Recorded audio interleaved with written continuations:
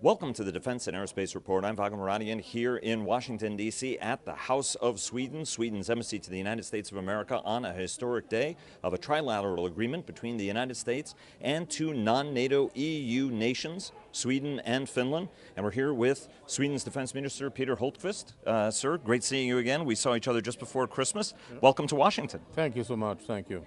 Let me ask you about the agreement. There's a sense that this agreement is very important for three of the nations: increased intelligence sharing, increased cooperation to increase stability in the region, concerns about Russia, obviously. Talk to us a little bit about why this is important from a Swedish perspective. You've been working on this deal for 3 years. You worked it with Ash Carter. The agreement was signed today with Jim Mattis.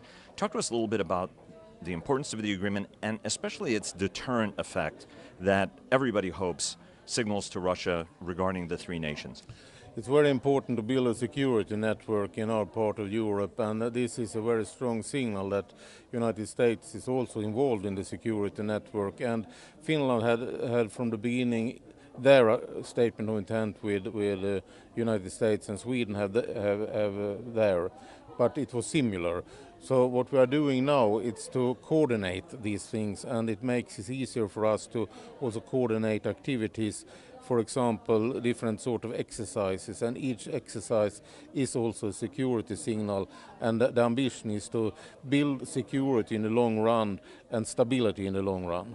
Talk to us a little bit about the next stage. This is a statement of intent.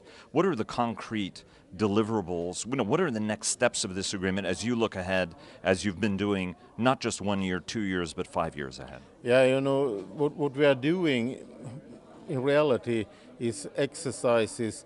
The goal with these exercises is to build interoperability, and when you build interoperability you can be better to handle crisis situations. So that is the main goal, and that is also a very important security signal. Let me ask you about the next step. I mean, obviously you're facing an election in September. You had a well-wisher in the audience about the election and your party's prospects. But let's talk about the next stage of Swedish defense spending. There was a biggest increase in 2 decades in Swedish defense spending in the last defense law. Now there's a defense commission looking at needs going forward. Talk to us about what shape that's going to take. What is some of the unfinished business that you hope will be in the next defense budget cycle in Sweden? Yeah, I cannot. This is the reason why we have a defense commission, that they should make some sort of roadmap for the future about the Air Force, the Navy, and the Army. And we have also reactivated conscription service in Sweden. So one topic can be how many conscripts are we going to have? What sort of strategical areas do we have in Sweden that need better protection? That can be another question. Should we do anything more on the island of Gotland? Is there any new weapon systems we need that we don't have today? What is the ambition to renew? Where is the main focus on renewing and invest in specific platforms and existing platforms? So there is that sort of questions they have to discuss, and all the political parties are represented in the Defense Commission, and they will present their final report in May 2019.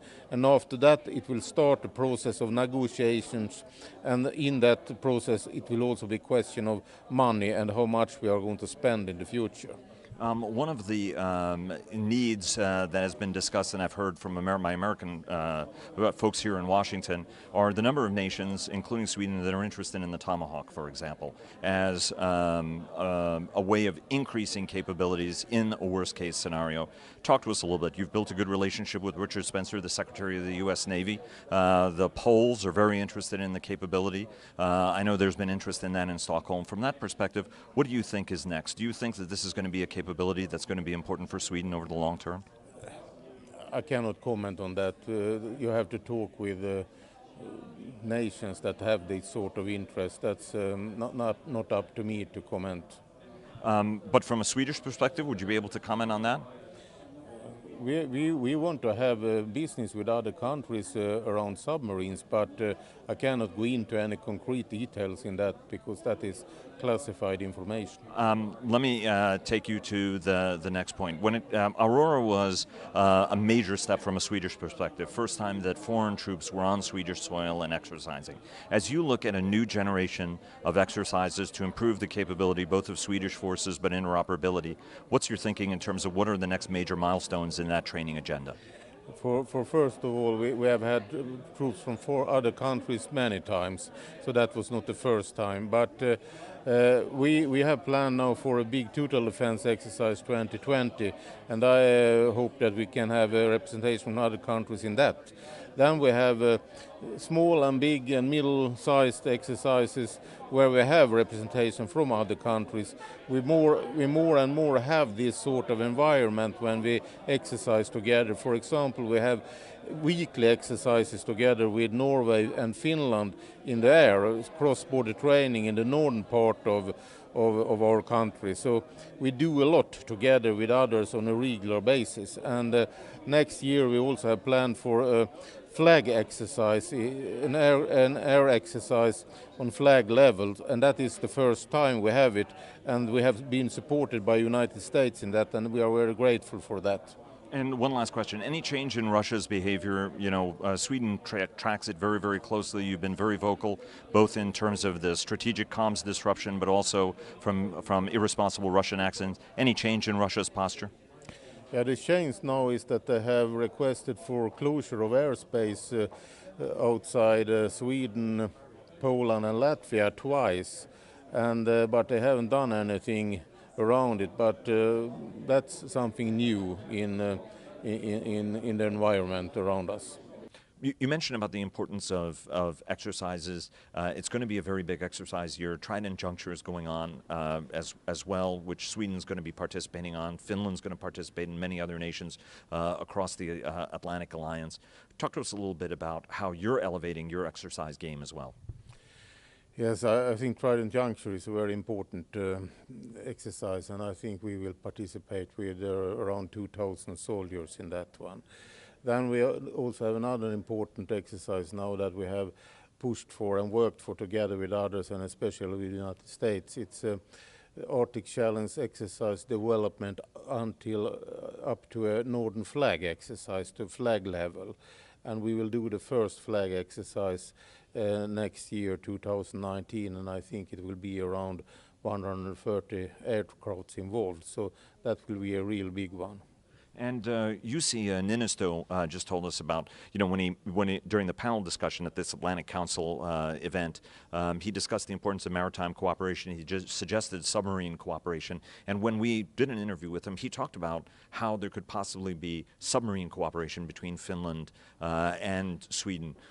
You're developing the A-26 submarine, very ambitious program to rebuild and to maintain those sort of core historic Swedish submarine skills after the merger with HDW was unwound. Talk to us about what form and shape that cooperation with Finland could take on submarines at a time when you've been working very, very hard to attract new partners, whether it's Poland or other nations, to the A-26 program. I think that the ambition from Niinisto's side is very good, but I think it will take a lot of time to fulfill his ambition here. But we are open-minded for cooperation around submarines, and we already have exercises where Finland has been involved in anti-submarine warfare exercises together with Swedish units. So we have started that process. So I am open-minded, and I hope that we can deepen our cooperation around what's happened under the surface in the waters. And one last question.